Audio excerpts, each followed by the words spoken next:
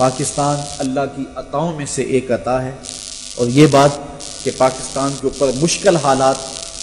موجود رہے ہیں، اب بھی ہیں، لیکن قوموں پہ مشکل حالات آتے ہیں۔ ایک بات طے ہے، پاکستان مٹنے کے لیے بنا نہیں، قیامت تک رہنے کے لیے مارز وجود میں آئے گا انشاءاللہ۔ حضرت نبی رحمت صلی اللہ علیہ وسلم کی نظر رحمت کا یہ فیضان ہے پاکستان۔ نواب آف کلات کا پوتا کچھ سال قبل ایک ٹی وی چینل پہ بیٹھا تھا، اسے سوال کیا گیا کہ تیرا دادا تو پہلے پاکستان کی مخالفت میں تھا اور بعد میں پاکستان کی حمایت میں ووٹ دیا، تو اس کی کچھ سیاسی وجوہات تلاش کی جاتی ہیں، تو آپ کے نزدیک خاندان کے لوگ ہیں، آپ بتائیں کیا ماجرا ہوا؟ تو اس نے جو جواب دیا، میرے اور آپ کے لیے ٹھنڈک اور تسکین کا سبب ہے، اور آج ہم وطن کے لیے محبتوں کا اظہار کر کے مشکل راستوں سے نکل کے آئے ہیں، تو ہمارے لیے جو ہے وہ یہ ٹھنڈک اور تسکین کا سبب ہے۔ نواب آف کلات کا پوتا کہتا ہے کہ میرے دادا نے پاکستان کی مخالفت میں جو ہے وہ ووٹ دینے کا فیصلہ کیا تھا، لیکن جب آخری رات آئی تو خواب میں حضور کی زیارت نصیب ہوئی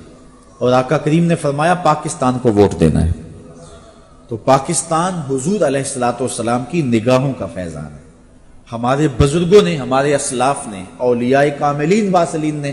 پاکستان کو بنانے کے اندر، آل انڈیا سنی بناس کانفرنس کے اندر 5000 علماء نے اس عزم کا اظہار کیا تھا، کسی وجہ سے قائد اعظم مطالبہ پاکستان سے دستبردار بھی ہو جاتے ہیں تو ہم پاکستان بنا کے دم لیں گے۔ اور پیر سید جماعت علی شاہ علیہ رحمہ کی جو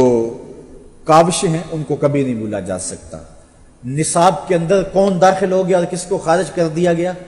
ہم نے اپنی تاریخ منبر و محراب کے ذریعے سے زندہ رکھنی اور باقی رکھنی۔ ہمارے اسلاف نے اس پاکستان کی بنیادوں میں اپنا خون پیش کیا تھا۔ علامہ فضل حق خیر آبادی سے لے کر کے